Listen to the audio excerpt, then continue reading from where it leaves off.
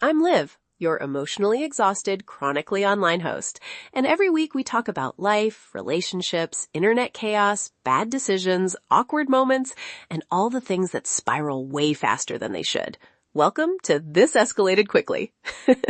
Today, I'm pitching heartbreak like it's a venture-backed problem we can solve with an app and an ugly logo. Ridiculous opener. What if heartbreak were a product? Imagine a sleek little box you buy on impulse at 2 a.m., and inside is a single glowing card that says, "You will get through this, but first, here's a weekly subscription to passive-aggressive playlists." Ridiculous? Absolutely. Useful? Shockingly possible. And very monetizable, obviously. Why, I turned my dating disasters into mock startup pitches. Because therapy is great, group chats are free, and sometimes the only way to process a faceplant of a first date is to monetize the humiliation in your head. Here's the promise.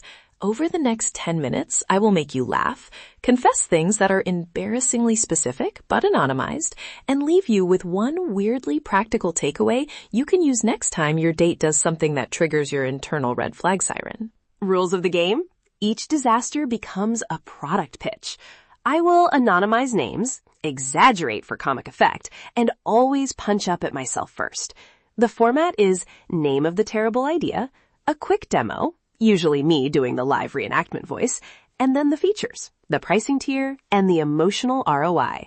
The persona I channel is part startup founder, part bitter group chat moderator, and part exhausted single person who has 17 unread dating app messages, but only enough energy to emotionally ghost brunch plans. Pitch 1, the silent chewer. Problem statement. You're on a dinner date, perfectly normal restaurant. Conversation is fine. Then dinner begins, and the person across from you is mouth-breathing, engaged in a culinary slow apocalypse. Not loud chewing, silent chewing. It's worse because it's an invisible betrayal. You can't call it out without sounding petty, but you will spend the rest of the night calculating escape routes.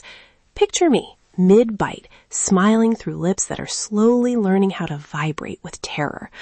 My pitch? An app that uses your phone's microphone to flag chewing patterns and vibrates subtly in your hand when it detects serial gnawing.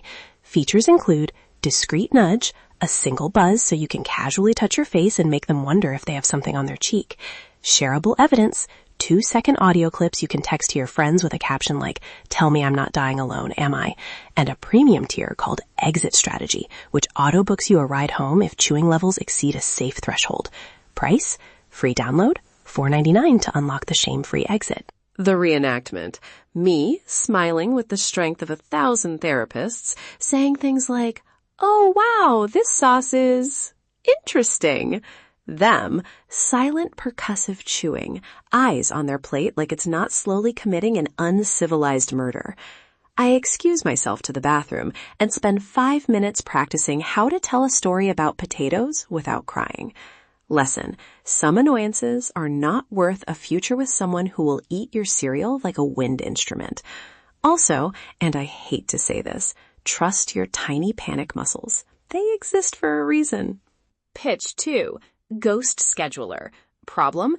They love planning dates in theory, send you an enthusiastic text about Saturday brunch, then vanish into the twilight zone of "I'll get back to you" for 3 days.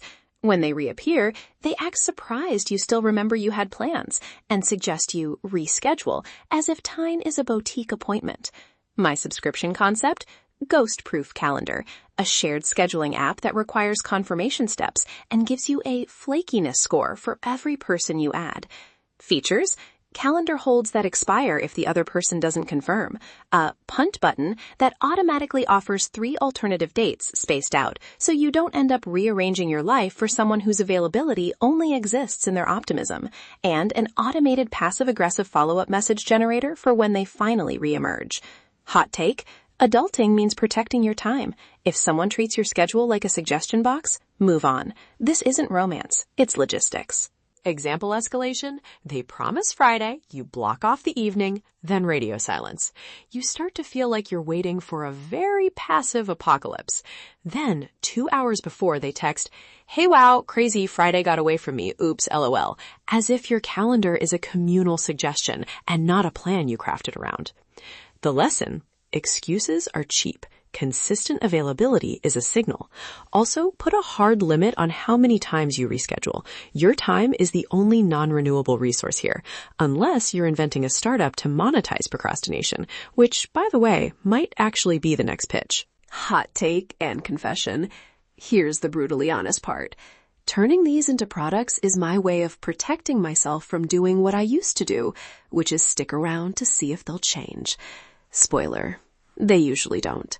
I used to hope for versions of people that only existed in follow-up texts. So yeah, this is me saying I'll take the dramatic, money-making route to closure before I give someone another shot that costs me emotional rent. Also confession, I once rescheduled so many times I became the human ghost. Irony? Delicious. Lesson? Boundaries are boring until they save you time and dignity. Recap and mic drop. Bad dates are the raw materials of an excellent life story, and sometimes you build a business out of a bad dinner just to feel validated. One sentence life lesson: protect your time, trust your tiny panic muscles, and if someone chews like they're auditioning for a wind ensemble, you are allowed to leave. Now, a tiny favor. If this episode made you laugh or made you feel slightly less horrified about your own dating resume, please leave a review. Tell me your worst date pitch. I might turn it into the next product on my very hypothetical startup. Leave that review, share the chaos, and keep the stories coming. If today's episode made you laugh, question humanity, or feel slightly better about your own life choices, then my job here is officially done. Thanks for listening to This Escalated Quickly. Stay chaotic.